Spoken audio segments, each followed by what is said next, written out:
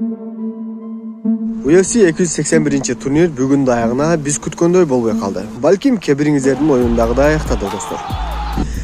Исраил Адесanya жана Алекс Перейра бүгүн өз мекени Бразилияга чемпиондук кур менен кайтты. Алекс Перейра бул жерде очко эсебинде 3-1 эсебинде келип жаткан Адесanya пайдасына. Бирок акыркы раундтарда аралыгында технический нокаут менен жыйынтыкталды. Кикбоксерлердин арасында күрөшүү да болуп кетти. Азыркы учурда бул салмакка чечен мушкериде Хамза Чимаев келери аныкталууда. Бул Алекс Перейра мушкерге карата. Эми алдыңкы убактарда бул салашуу белгиленет. Силер кимди колдойт элеңер достор? Кызык мага бул нерсе. Эми элестеткиле достор, Алекс Перейра 3 жолу Адесanyаны жеңилүүгө мажбурлады. Буга чейин кикбокс башка рингде салашкан болчу. Бүгүн Перейра кайрадан 3-чү жолу жеңишке жетти. Ал эми Дастин Пориер жана Майкл Чендлер салашуу көптү кызыктырды бул картта.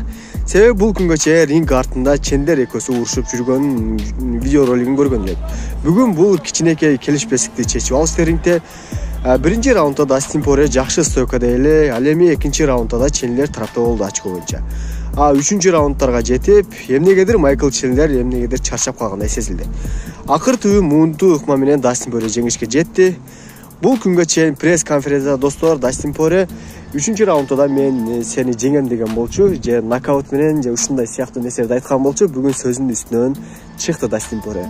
Куттуктайбыз. Эгерде Дастин Пориер силерге жаккан болсо, лайк басыңыздар, достор, аябаңыздар.